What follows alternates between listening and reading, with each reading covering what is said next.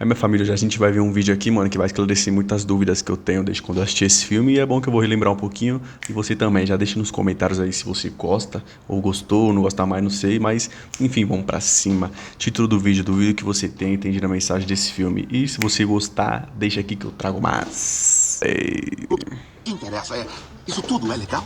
Mas é claro que não é legal. O filme O Lobo de Wall Street mostra a história daquele que é conhecido por muitos como um dos maiores filhos da puta da história. E eu não tô falando isso da boca pra fora. Esse cara roubou mais de 100 milhões de dólares dos próprios clientes. I was a careful criminal. I had played the game of crime very carefully for many, many years and covered my tracks. Belfort foi bandido, estelionatário, infiel, psicopata, era um mentiroso compulsivo, mas também foi um baita vendedor. É inegável, o cara tinha talento. Um talento que, misturado com ambição e fome por dinheiro, criou um estilo de vida que, por mais bizarro que pareça, cativa e motiva um monte de gente. Não existe nobreza na pobreza. Eu já fui um homem rico e eu já fui um homem pobre. E eu escolho a riqueza toda santa vez. Nesse vídeo vou analisar algumas cenas desse filme e te mostrar como tem muita coisa que passou batido nessa história e que diz muito sobre o ser humano e o mundo que vivemos. E é até engraçado, porque logo depois que o filme saiu, o próprio diretor Martin Scorsese percebeu que muita gente entendeu tudo errado. Teve gente revoltada dizendo que o filme glorificava o crime, incentivava a ganância e normalizava passar a perna nos outros. Mas o que é realmente revoltante é rotular uma obra-prima dessas com esse papinho raso. E eu digo isso porque se você quer entender o que esse filme realmente provoca, precisa sair desse joguinho infantil de mocinho e vilão, de certo e errado. E é por isso que aqui você não vai encontrar uma liçãozinha de moral barata. Quem quiser fazer isso, fica à vontade aí nos comentários, porque aqui... Puta, a primeira vez que eu assisti esse filme aí eu tive uma interpretação totalmente diferente. Aí vi de novo, Vamos de explorar novo. a grande Acho que já questão vi do umas filme. 3, Será que o 4 problema é o vezes. lobo ou as ovelhas? Ou seja, será que Jordan Belfort é mesmo o vilão da história ou só um reflexo de um mundo que recompensa exatamente esse tipo de comportamento?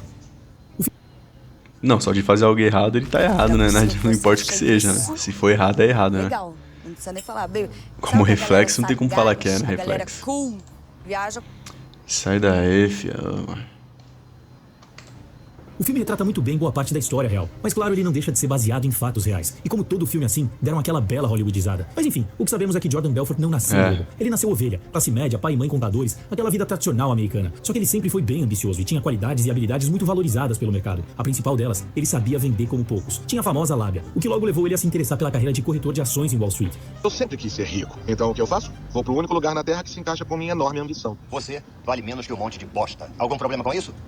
Jordan. No início vemos um Jordan tímido, meio inseguro, um funcionário ingênuo que chega querendo fazer tudo certinho. Ele dá até aquela famosa puxada de saco no chefe, mas logo ele percebe qual é a regra do jogo por ali. Eu preciso dizer que tô muito animado em fazer parte da sua empresa. Os clientes que tem são absolutamente... Foram-se os clientes. Sua única responsabilidade é colocar comida na mesa. Nessa cena vemos um lobo ensinando uma ovelha a sobreviver nesse mercado. A ovelha chega cheia de propósito, querendo ajudar o cliente, levar as melhores soluções. E o lobo logo manda real. O objetivo do jogo: levar o dinheiro do bolso dos seus clientes pro seu bolso. Simples, venda, só isso. Não importa se a ação é boa ou ruim. Se for ruim, o problema não é seu, é do cliente. Essa é a primeira coisa que seu chefe ensina. E Jordan parece ter levado isso muito a sério. E o que acho interessante desse diálogo é que é como se Scorsese estivesse indiretamente fazendo aquela famosa pergunta: o ser humano nasceu mal ou é o meio que o torna mal? Nesse caso, seria seu primeiro chefe o responsável por levar esse menino tão bonzinho e tão inocente pro mau caminho? E na vida real não sabemos a fundo se Jordan realmente chegou todo bonzinho como o filme mostra e foi o ambiente que o corrompeu. Mas quem já assistiu o episódio 5 da minha série sabe que uma coisa é inegável. Por mais É foda, quando você anda com pessoas assim é mais fácil de você se corromper, né? Então pode ser que o ambiente tenha feito ele virar assim, mas ele já tinha um pouquinho disso, né? Como a pessoa não tem um mínimo, né? que os mentores, o ambiente, o dinheiro, foda, né? O que a você ganância, acha? todo aquele oba-oba tenham desempenhado seu papel. Eles não criaram nada, eles só despertaram o que já existia dentro de Jordan. A gente não tá nem aí pra como a tecnologia funciona, porque só estamos interessados em como ficar muito ricos. Eu fiquei viciado em segundos. Mas apesar dele ter encontrado sua paixão, logo Ah, no ele início se da sua inspirou, carreira né, acontece mano? o famoso crash da bolsa de 87. O mercado derrete e o grande sonho dele vai por água abaixo. Ele perde o emprego, sai quebrado e tem que começar de novo. Mas dessa vez, não em Wall Street. Ele encontra uma oportunidade como corretor num mercado bem menos sofisticado, onde se negociavam ações de empresas pequenas, pouco conhecidas, com valor muito baixo, as penny stocks. Ali os clientes eram pessoas bem mais simples. O valor das transações era bem baixo, mas as comissões eram absurdas. Enquanto em Wall Street a comissão que um corretor ganhava girava em torno de 1%, nas penny stocks a comissão era de 50%. 50% de comissão? Pelo que? É o preço pelos nossos serviços. E aqui Jordan percebeu uma coisa que mudaria completamente a vida dele. Se eu sou bom o suficiente para convencer ricaços em Wall Street, imagina o que eu faço com um cara que não entende nada de mercado. E é exatamente isso que ele faz. Tem sua cara de pau para vender promessas. Uma coisa muito interessante acabou de aparecer na minha mesa. O nome da empresa é Aerotime International, a mais moderna empresa de tecnologia do meio oeste. Ele mente na cara dura, fala que a empresa vai bombar e que eles estão prestes a perder a maior oportunidade da vida. E enquanto seus colegas de trabalho estão ali ralando para arrancar 40, 50 dólares, Jordan fecha operações de 4, 5, 10 mil dólares em uma única ligação. Os caras olharam pra mim como se eu tivesse acabado de descobrir fogo. Mas ainda que as penny stocks estivessem dando uma grana boa, isso ainda era muito pouco perto do que ele queria. Ele queria jogar o jogo dos peixes grandes, mas sem as regras dos peixes grandes. E é aí que ele tem a ideia de montar sua própria corretora. Cavalheiros, bem-vindos a Stratton Oakmont. Ele começa a empresa contratando amigos do seu bairro que não tinham nenhuma qualificação técnica, mas que tinham o principal: eles sabiam vender. E Jordan ensina pra eles um pouco da parte técnica do mercado e, principalmente, a fazer o que ele sabe como poucos: usar a lábia pra manipular as pessoas a comprarem as ações que ele quiser. E dá certo. Rapidamente a empresa cresce. Ele começa a enriquecer absurdamente e mudar a vida de todos que trabalham com ele. Eu quero que lidem com seus problemas ficando ricos. Naturalmente, ele começa a chamar atenção no mercado. Jovens desesperados por dinheiro começam a bater na porta querendo uma vaga na sua empresa. E para explicar basicamente como funcionava o esquema que fez Jordan enriquecer nesse nível, ele primeiro comprava grandes quantidades de ações baratas, ações praticamente sem valor de empresas irrelevantes, e depois começava a inflar o preço dessas ações artificialmente. E como você faz isso? Ligando para uma porrada de clientes e inventando uma história. Vai sair uma nova tecnologia, uma fusão, um contrato milionário, qualquer coisa que deixasse o cliente com medo de perder a oportunidade. A chave para se ganhar dinheiro numa situação assim é se posicionar antes do fechamento. Porque na hora que ler isso no Wall Street Journal, será tarde demais. Vendiam um sonho, uma esperança, e depois que vários clientes compravam, o preço decolava. E claro, picaretagem da porra, né? Fez um investimento que iria mudar a sua vida. Só que na hora que o preço atingia o ponto ideal, Jordan e sua tropa despejavam tudo no mercado. Vendiam tudo. Eles ficavam com um lucro absurdo. Mas na sequência, o preço das ações despencava. E os clientes basicamente se fudiam. Tá bom pra você? E fizeram isso milhares de vezes durante anos. Você pode imaginar a quantidade de dinheiro que estava entrando. 22 milhões de dólares em apenas 3 horas! Jordan montou um império. Mansões, carros, barcos, porra. festas, luxo, profissionais do ramo, bebidas, droga. Era loucura ao extremo. Será que esses valores condiz com a realidade também, da história real?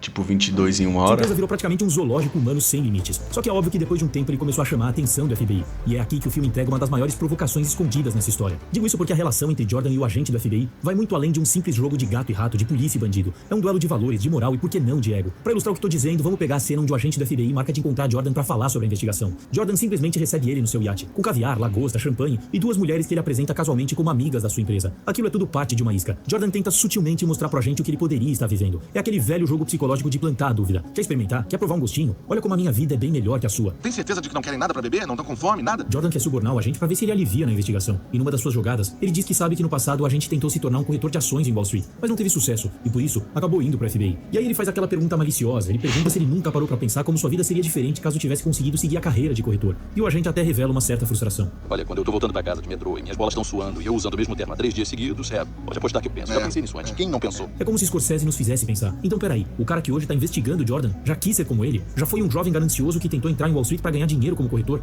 Então talvez a diferença entre eles não seja o caráter, mas as circunstâncias. Porque enquanto que pra Jordan as portas se abriram, ele entrou no mercado, conheceu o jogo do dinheiro, da ganância, gostou e acabou viciado naquilo, o agente foi barrado logo no começo. Nem conseguiu sentir o gostinho. E provavelmente por isso ele até tenha criado raiva daquele mundo. Saiu dali, entrou pro FBI e passou a prender justamente os caras que ele mesmo poderia ter virado. E nessa trajetória a moral virou sua grande aliada, o símbolo do que é um homem digno pra ele, enquanto o dinheiro foi o caminho onde ele foi rejeitado. E por isso, ele passa a valorizar a moral acima de qualquer coisa. Tanto é que ele recusa a tentativa de suborno de Jordan. E ainda faz questão de esfregar na sua cara que mesmo pobre, mesmo voltando pra casa de metrô, ele tem algo que Jordan nunca vai ter: princípios, valores, e que quando prendê-lo ele será recebido no escritório como herói. E não satisfeito, ele ainda vai além, e provoca Jordan dizendo que a grande maioria dos caras que ele investiga são caras que já nasceram nesse meio, caras que nasceram no meio dos lobos, e não tiveram muito como sair daquilo. Já Jordan nasceu ovelha, e mesmo assim, escolheu estar lá. Você, Jordan, fez esse caminho por conta própria. Eu fiz.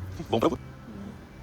Eles não querem que Cê é você louco. saiba disso, mas se você Foda. pagar caro no seguro do seu carro, Que brisa, né? assista esse vídeo até o final. Eu tava Minha pagando filha, 162 faz favor, né, mano? Ó. Bom pra você, homenzinho. Homenzinho. Ele desvaloriza Joga nem Jordan. um cupomzinho. Ele o enxerga como alguém que escolheu se corromper, como se pensasse: você era um de nós, mas decidiu se tornar um deles. E por isso você é ainda pior, é ainda mais inferior moralmente. E Jordan, além de ficar puto com toda essa situação, fica com seu ego ferido, porque encontra alguém diferente do que ele tá acostumado, alguém que desvaloriza o seu jogo, alguém que não acha dinheiro a coisa mais importante nesse mundo. Então ele se revolta, expulsa os agentes do seu barco e mergulha de cabeça nessa briga de ego, desvalorizando a vida deles. Boa sorte na sua volta pra casa de metrô com suas esposas feias e miseráveis. Olhem, 1 ano do salário de vocês. E sabe como eu chamo isso? Cupons da diversão. E por trás de toda a ironia dessa cena, dessa briga de egos, fica uma pergunta: Que brisa, será que né, aquilo mano? que a gente chama de virtude é realmente uma escolha ou só o que sobrou depois que as circunstâncias da vida te deixaram sem opção? O que quero dizer é que tem muita gente que se agarra a valores morais como se fossem conquistas pessoais, mas na verdade aquilo é só o que restou pra dar algum sentido pra uma vida que te disse não. Sabe aquele cara que se valoriza por ser da paz, por não brigar com ninguém, mas a verdade é que esse cara é um frangote incapaz de violência? Ou então aquele cara que se valoriza atrás do selo de homem fiel, que não trai a mulher, mas ele também não desperta o interesse de ninguém. Nenhuma mulher tem o menor interesse nele.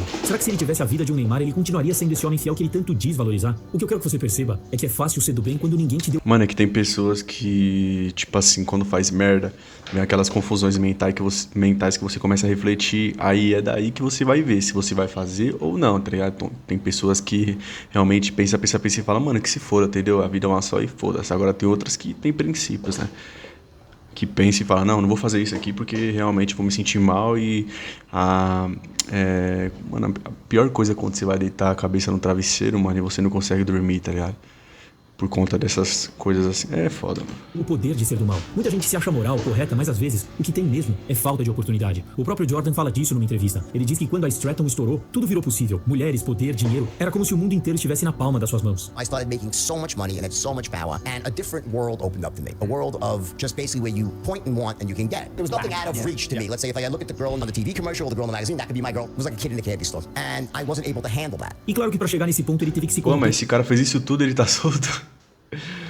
Meu Deus do várias céu. vezes. Ele desde o início foi imoral. As circunstâncias foram se apresentando pra ele e ele foi se corrompendo. Aos poucos, com pequenos gestos e com o tempo, perdeu completamente sua moralidade. Crossing over the line of what's right and wrong in tiny, imperceptible steps until one day you turn around and you're so far over the line, everything seems normal. E o ponto aqui não é dizer que somos todos podres ou que ninguém presta. Muito menos tentar justificar esses caras de pau. Até porque, se pensarmos por outro lado, o próprio agente do FBI é a prova do contrário. Ele teve a chance de se corromper e não se corrompeu. Ele poderia muito bem ter olhado pra própria vida, salário baixo, pouco reconhecimento, rejeitado na carreira que queria e pensado, foda-se, já que o jogo é sujo, então eu também vou trapacear. Mas não, ele não foi corrupto, não aceitou o suborno. E toda essa situação nos provoca a pensarmos sobre a moral. Porque durante o filme vemos um mundo injusto. De um lado, um cara honesto que trabalha duro e volta pra casa de metrô. Do outro, um estelionatário cercado de iates, festas e mulheres. E ainda pra piorar, no meio desse dilema, quando você tá esperando por justiça, redenção ou um castigo, Scorsese vem com um final que incomoda muita gente. Depois de anos nadando no dinheiro e vivendo no limite, finalmente vemos a casa começando a cair. Jordan é processado, obrigado a delatar seus colegas e finalmente condenado a 3 anos de cadeia. Bom, isso no papel. 3 Na prática, anos? Ele cumpriu 22 meses numa prisão que falavam que era praticamente um resort. E isso não é ficção, é história real. Scorsese só fez questão de enfatizar isso no filme. Digo isso porque logo após a cena de condenação de Jordan, Mas vemos o ideia, agente do mano. FBI sentado no metrô como quem olha e diz: e agora? Depois de ter derrubado o criminoso, um cara que roubou milhões de dólares, que enfiou um ano inteiro de salário na sua cara, depois de todo esse esforço, de todo esse trabalho, como é que ele é recompensado? De volta pra vida simples, de volta pro metrô.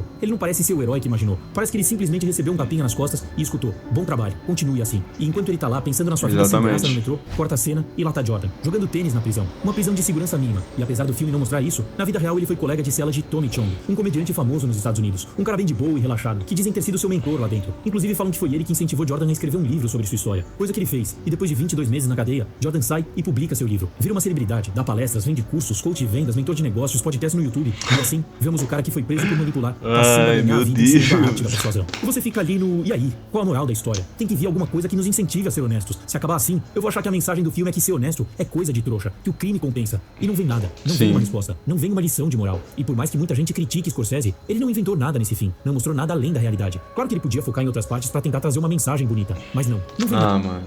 Vai tomar no cu, mano. Aí é foda. Meu Deus do céu. No final, o policial que achou que poderia ter feito alguma coisa fez o cara passar 3 anos dentro de uma cadeia que ele podia fazer o que quisesse.